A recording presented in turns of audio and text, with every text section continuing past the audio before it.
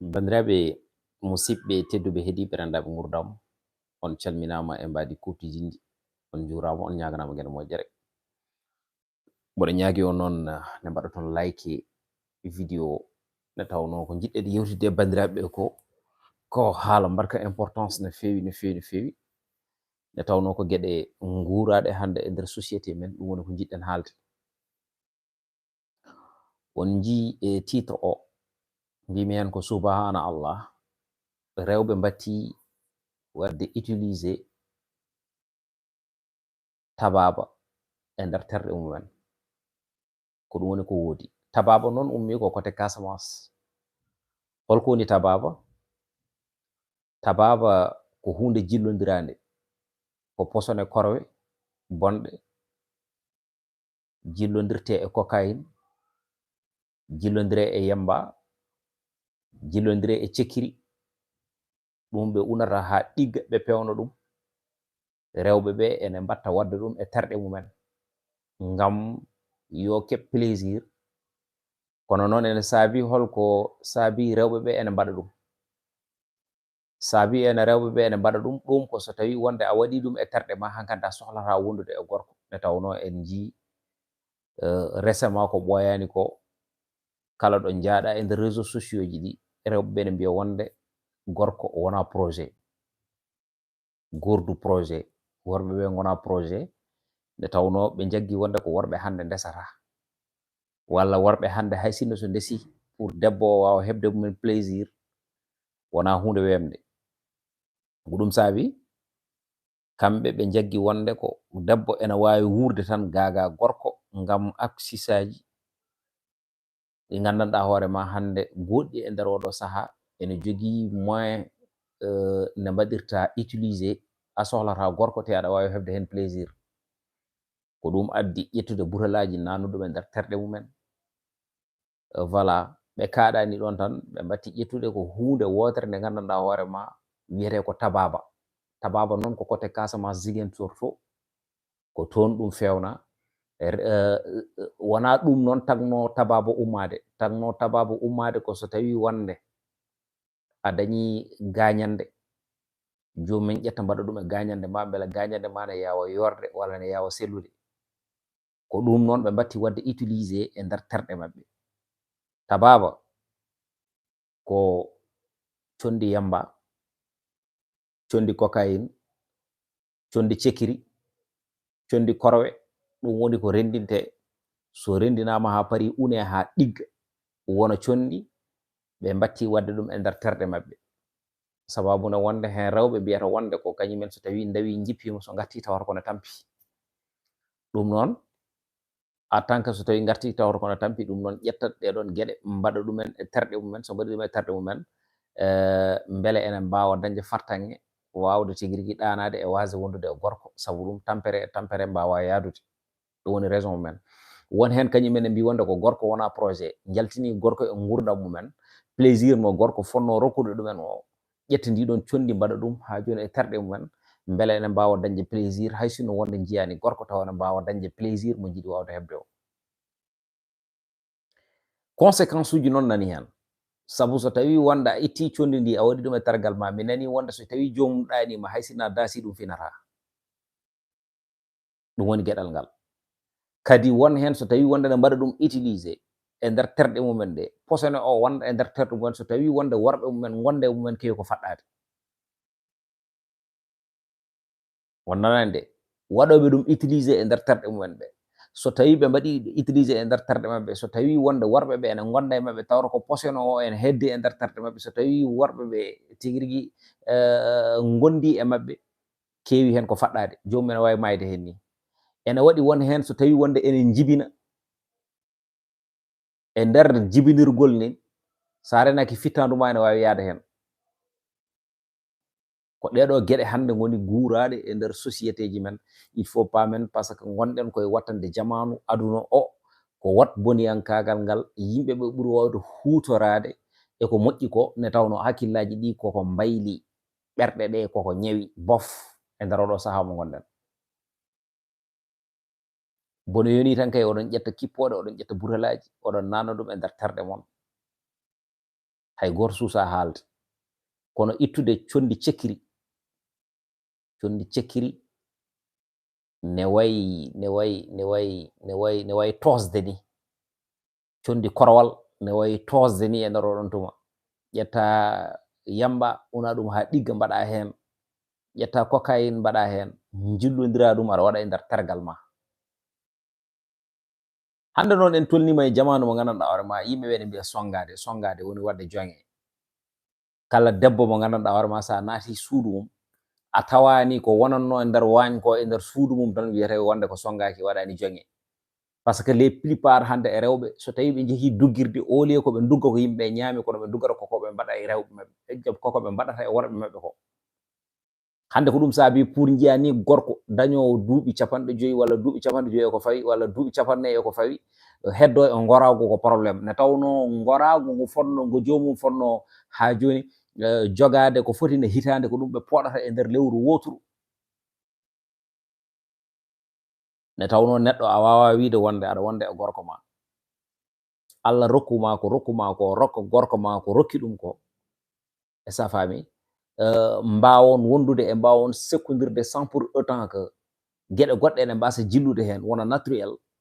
mbiya wonde an cuɓotoɗa ko jumri en, cuɓotoɗa ko cristal en, cuɓotoɗa ko colgueɗe en, cuɓotoɗa ko tababa en, cuɓotoɗa ko vibration en, cuɓotoɗa tigui rigui ha joni ko dove en, aɗa ƴetta aɗa nanna ɗum e terɗe ma.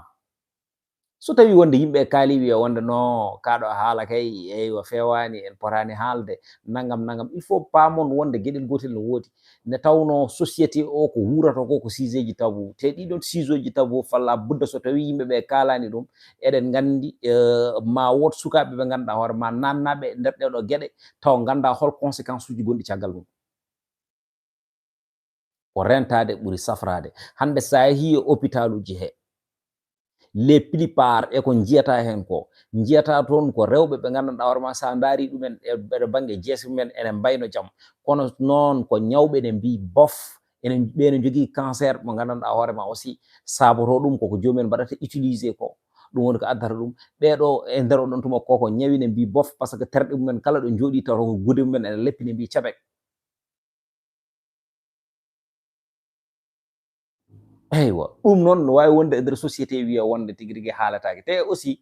il faut pamon gueɗel gotel yimɓe dokkira télé ji mumen dokkira radio ji mumen e nder on tuma dokkira ɗemɗe mumen dokkira haqqe haqqilantagal mumen ko ha bitta mbawa andude ko dogata e nder société o jooɗo e nder plateau ji ene pindina ene tindina ene kirjina ene jertina renndo ngo.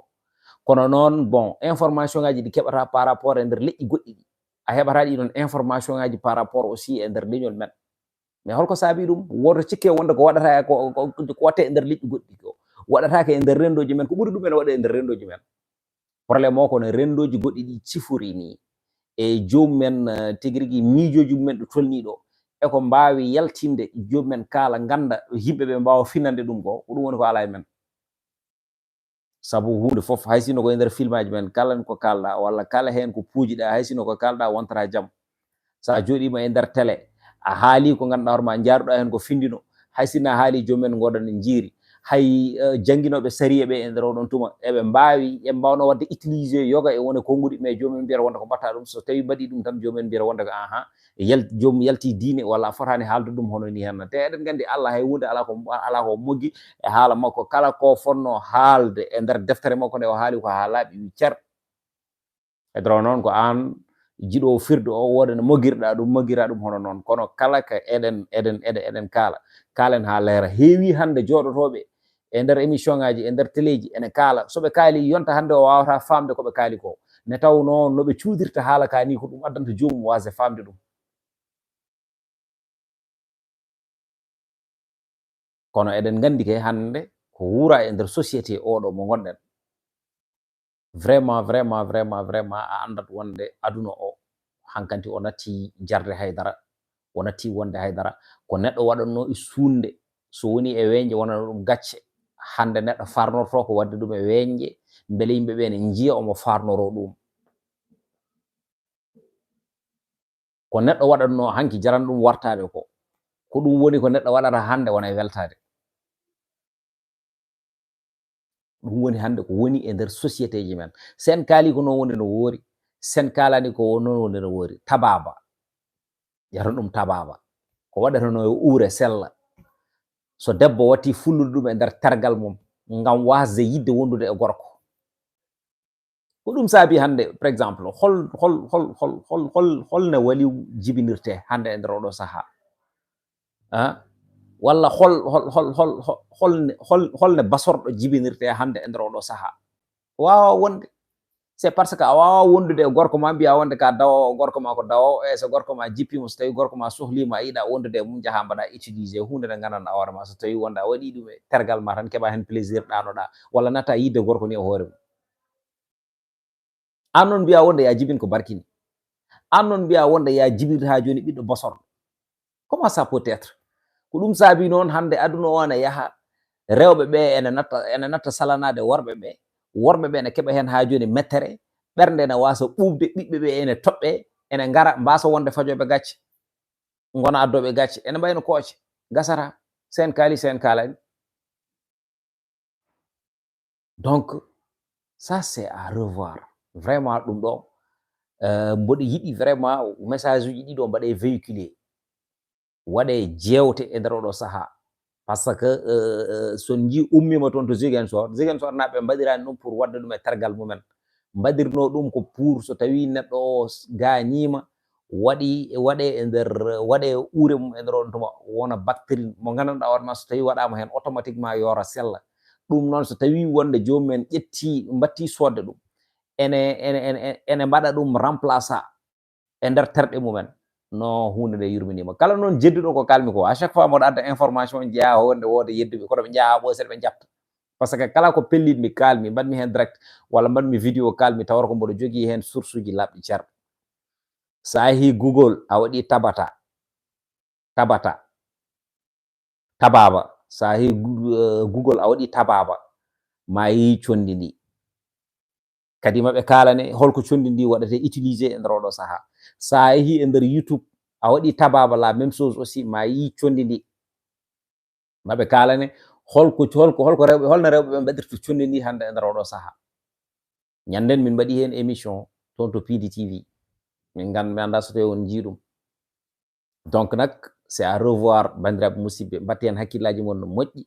pamon wonde hannde e nder oɗo sahaa gonaɗo e nder yonta hannde mo gonɗen o,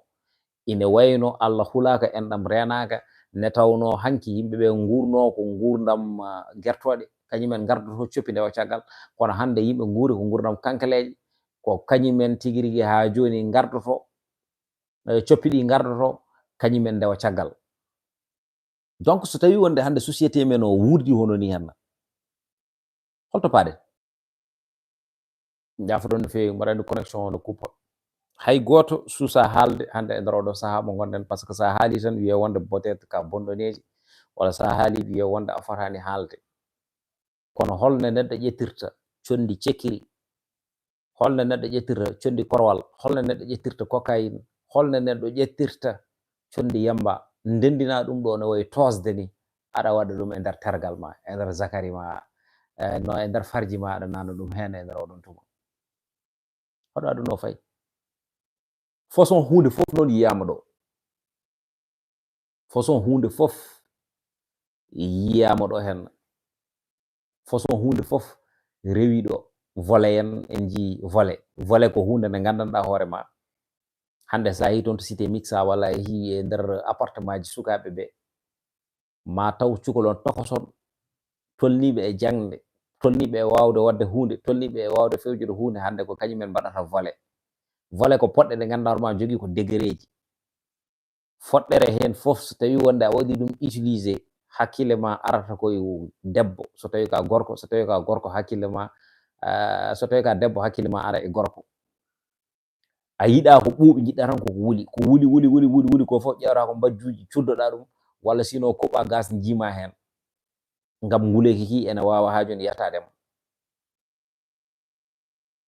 C'est ça. Te ala ko kulata haalde, jomumen e mbiya wonde ɗum ene ɓeydo amtinde neɗɗo e nder oɗon fannu, ɗum woni volet. Holno neɗɗo yirata oɗo bone, aɗa waɗa ɗum utilisé. Mais j'arrive pas à comprendre, qu'est-ce qui se passe? on gummima e volet on paye axis aji ɗi ganduɗa hoore ma hande bononi tan oɗon mbaɗa ɗum oɗon ƴetta jumri en oɗon ƴetta cristal en oɗon ƴetta colguette aji en sa faami oɗon utiliser ɗum ne beelira ɗon gummoɗon ɗon kadi payon wonde e tababa